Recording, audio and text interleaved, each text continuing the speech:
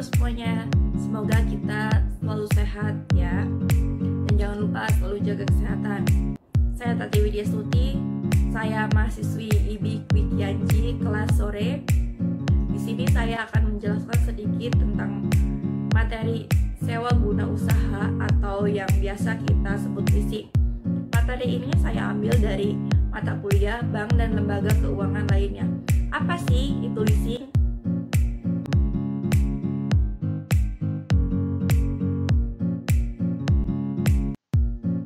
Pengertian sewa guna usaha atau leasing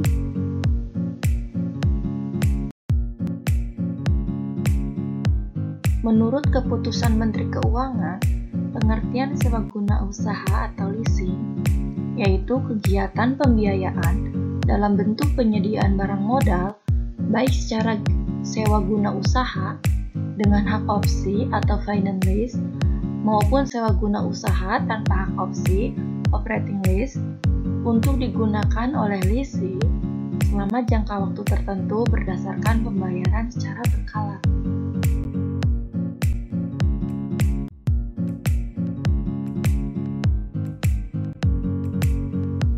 Jadi, leasing itu penyediaan barang modal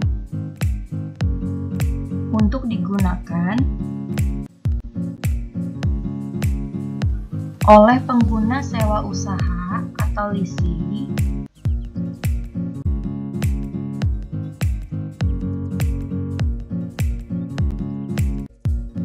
selama jangka waktu tertentu.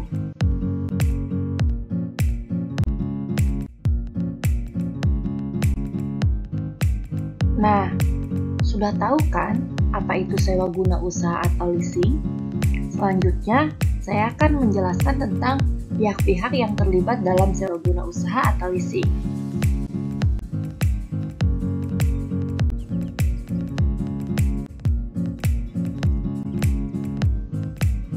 Adapun pihak-pihak yang terlibat dalam leasing adalah sebagai berikut. Lessor.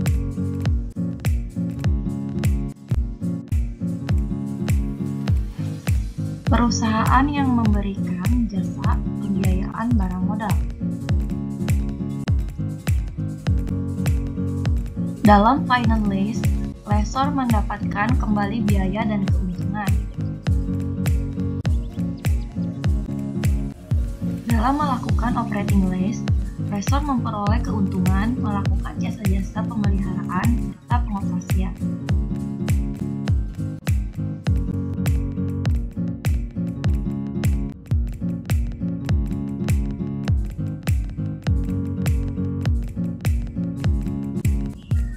Yang kedua, lessee adalah nasabah yang mengajukan permohonan leasing kepada lessor untuk memperoleh barang modal yang diinginkan.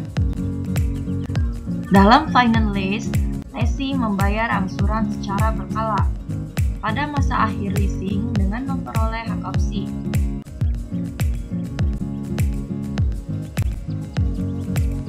Dalam operating lease, lessee membayar sewa, memperoleh tenaga operator dan perawatan.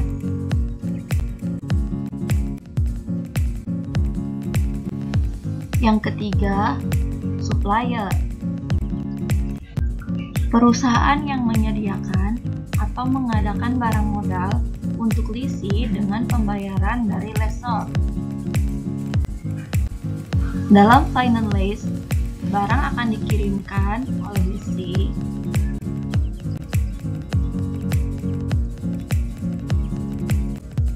dalam operating lease, barang dikirim ke lessor.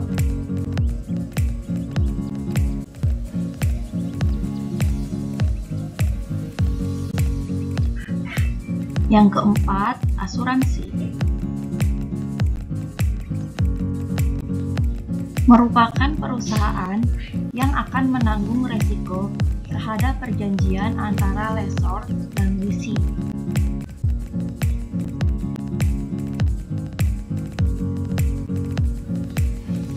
Jenis-jenis leasing. Yang pertama, finance lease. Dibagi menjadi dua, Direct financial lease, lessor menyediakan barang modal sesuai dengan permintaan lessee secara spesifik.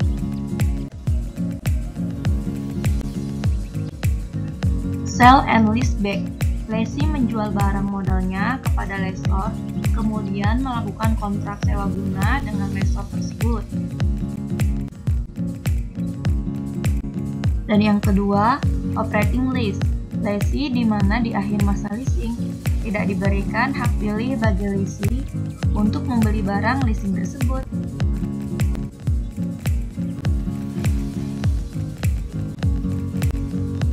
Kriteria untuk finance lease. Jumlah pembayaran sewa guna usaha dan selama masa sewa guna usaha pertama kali ditambah dengan nilai sisa barang yang di-lease harus dapat menutup harga perolehan barang modal yang di-leasekan dan keuntungan bagi pihak lessor. Dalam perjanjian sewa guna usaha, memuat ketentuan mengenai hak opsi bagi lessee. Kriteria untuk operating lease. Jumlah pembayaran selama masa leasing pertama tidak dapat menutupi harga perolehan barang modal yang di-leasekan ditambah keuntungan bagi pihak lessor. Di dalam perjanjian leasing, tidak memuat mengenai hak opsi bagi lessee.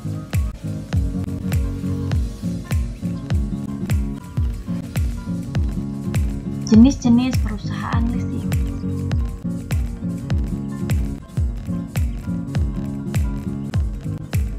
Independent Leasing Company merupakan perusahaan leasing yang berdiri sendiri.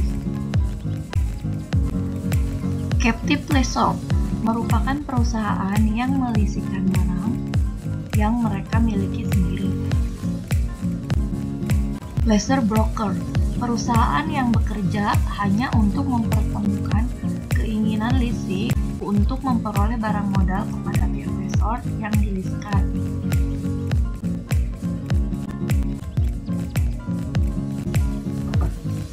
Berikut ada beberapa perusahaan leasing yang ada di Indonesia. Ada Indomobil, PT Indomobil Prima Niaga.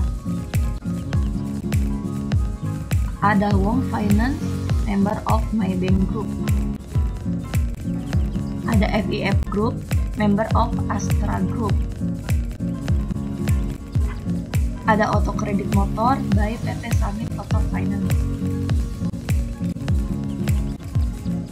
BCA Finance,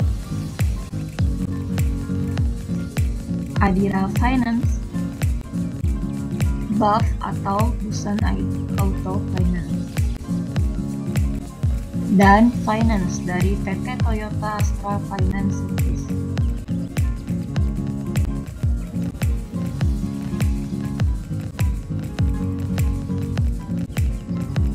Keunggulan leasing. Pembiayaan penuh, lebih fleksibel, perlindungan akibat kemajuan teknologi dan risiko keuangan, sumber pembiayaan alternatif, off balance sheet, proteksi inflasi.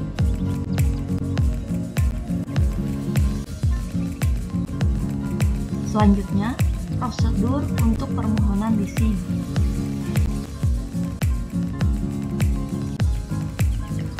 Pihak lessee mengajukan permohonan untuk memperoleh fasilitas suatu barang modal baik secara lisan maupun tertulis.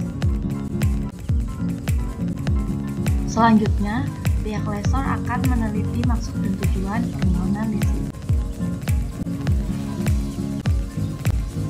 Pihak lessor memberikan informasi tentang persyaratan dalam perjanjian kontrak antara lessee dengan lessor, termasuk hak dan kewajibannya masing-masing. Selanjutnya, penelitian dan analisis terhadap informasi dan data yang diberikan lessee.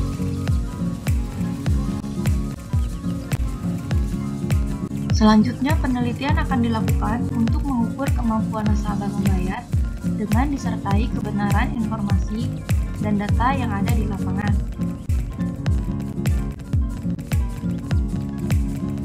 Jika permohonan diterima, maka diadakan pertemuan antara kedua belah pihak dan melakukan penandatanganan.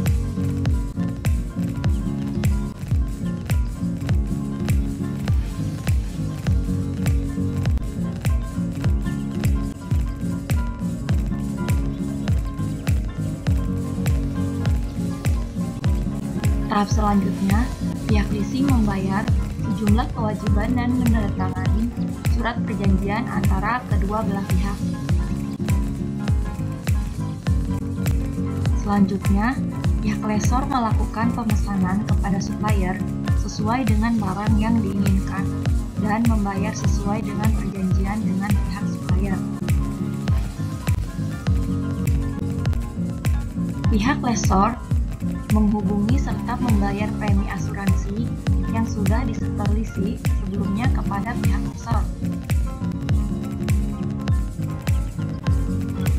Selanjutnya, pihak supplier akan mengirim barang sesuai dengan surat pesanan dan surat bukti pembayaran yang telah dilakukan oleh lessor.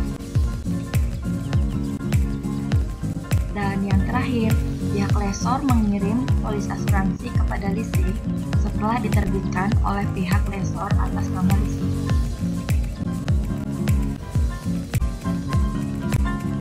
Sampai jumpa. Thank you.